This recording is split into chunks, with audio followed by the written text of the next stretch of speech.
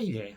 Recently went down to Parramatta for an Intergenerate Australia conference, a day-long training. It was great to see Beck along for that and exploring telling God's story. A wonderful day. We explored what that and did some things that you might do in church as you explore God's story. So I thought that would be a good thing to talk about. Following in from the Here to Stay we talked about last time, one of the key pillars is God's big story. So, hey, and I've been preaching a bit about God's big story lately, so here's this training. It's important. We want them to understand. At the Intergenerate conference, Miriam Jessie Fisher from New Zealand, on a video, shared the idea that we draw people to Christ not by proving they are wrong. It's not a very effective way of it. We're there to argue and show you're wrong. You need to follow what I believe. I'm right. It's not going to be very good, is it? Instead, our stories happen as part of God's unfolding story. We're part of that story. And if we're part of the Bible story, then the biblical story is part of our genealogy. As we read the Bible, this is our heritage. This is what our great-great-great-great-great-great-great-great-grandfather, grandmother did. However many greats you need to have. And so we're part of this story.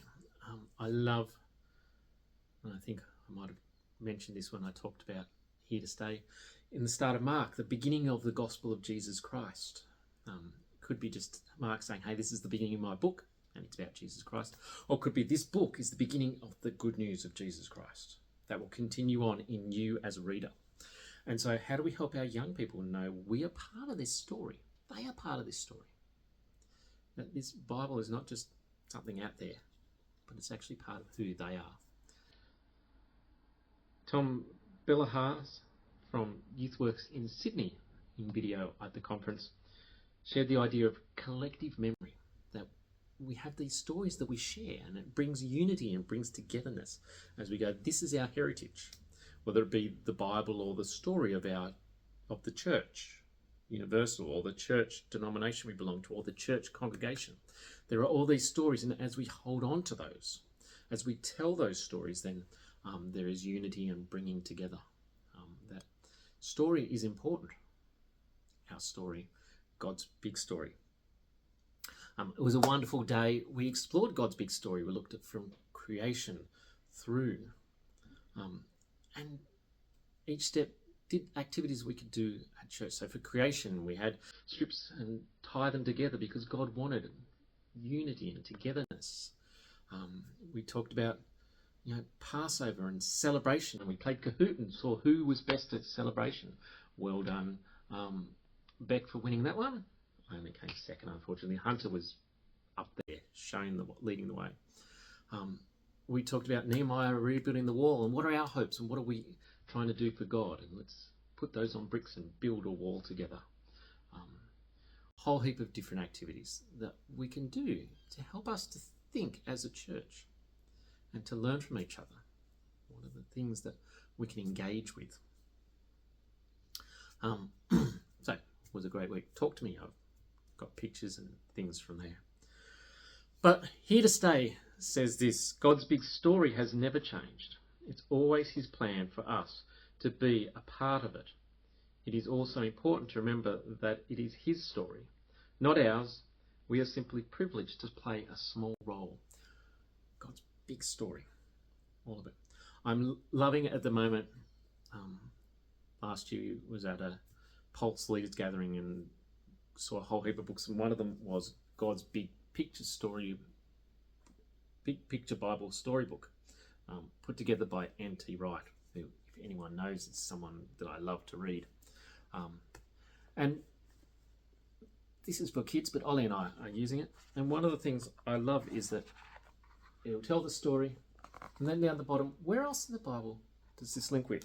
Or where else in God's big story links up with this?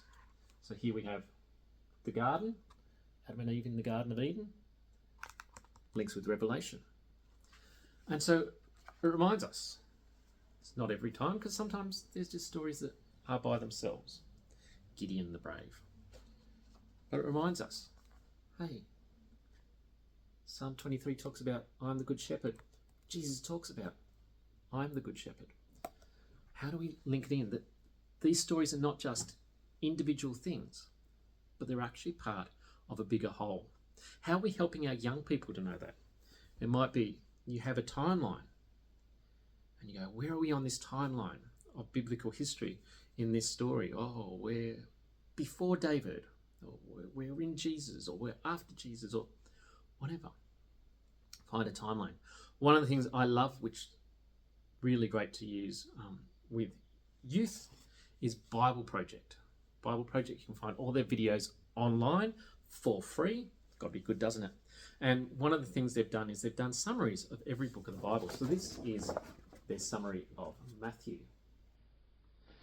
And they go through in a video and pull out the main parts and give you that overall summary, which can be great to ground the young person and go, here's what this book is about. What does it all mean? Here's a 12-minute summary of the book.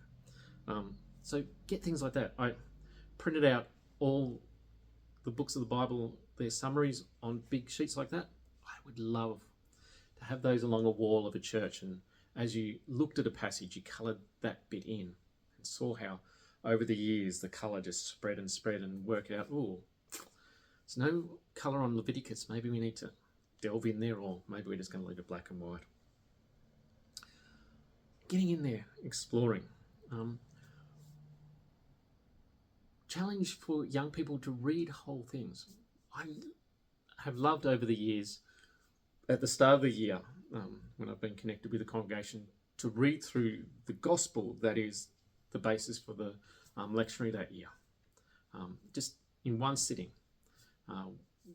Did it first in the Upper Hunter, and did it in Brisbane. And in Brisbane, we started with one person who came along the first couple of years, and then some others joined, and then we had, 6 or 7. It's never a huge group, but these people that would sit and listen and then go, hey, I got so much out of hearing the whole gospel. Because believe it or not, that's actually how it was meant to be read. There were no verses, there were no chapters. There was just a book. So how do we allow our young people to experience a whole book?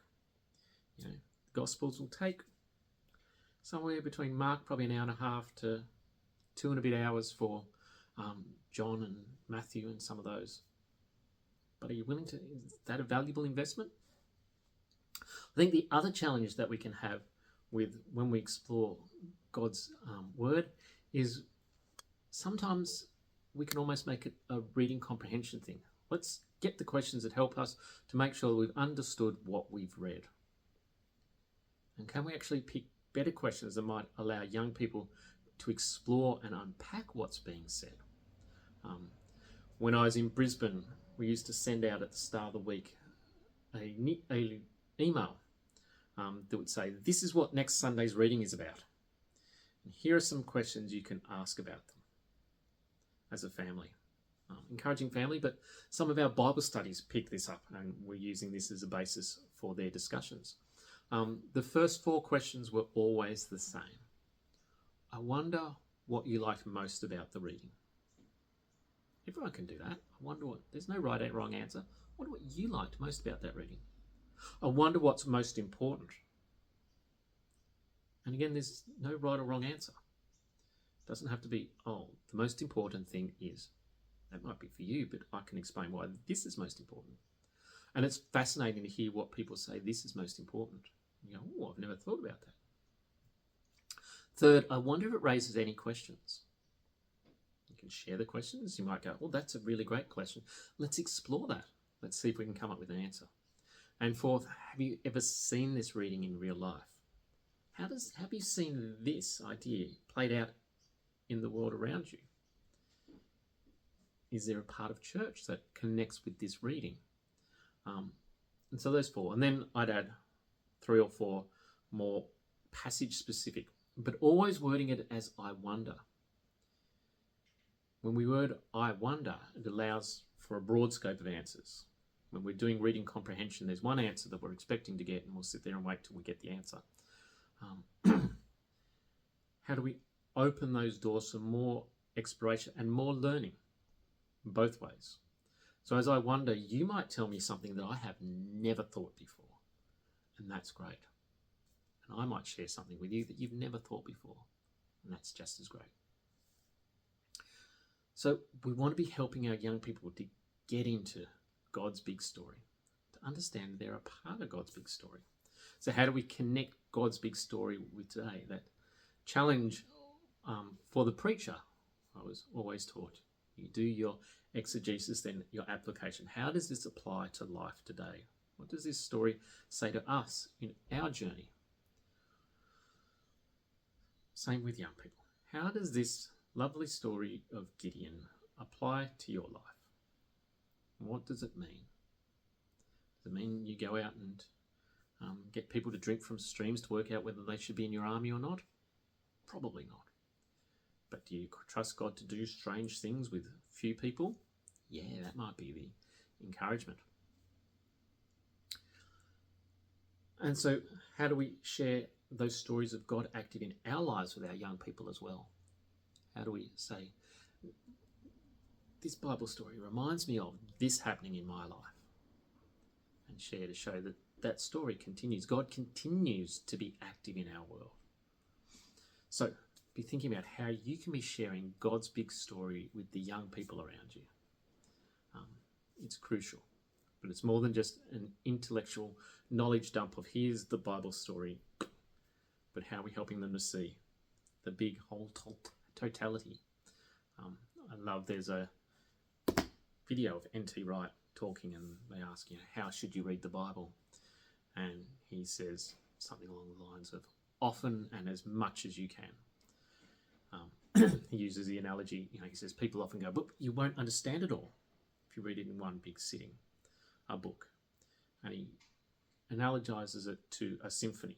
You don't sit down for Beethoven's fourth and listen to the first 4 bars and go, okay, go away, we'll come back and listen to the next 4 bars next week. You listen to the whole thing, and you might not get it all, but there'll be bits that jump out at you. And that's what we should be doing with the Bible. And I guess that's part of why I used to love doing the whole Bible at once, because it allowed you at the start of the year to go, here's the totality. And we will now drill down each week into something there, but you've got the whole picture that you can come back to and go, oh, that lives here. So be exploring God's big story with your young people, helping them to drill in their own space and when they're with you, and to know that they are part of this story. It's a wonderful thing. Keep learning, keep sharing, and I'll see you next month.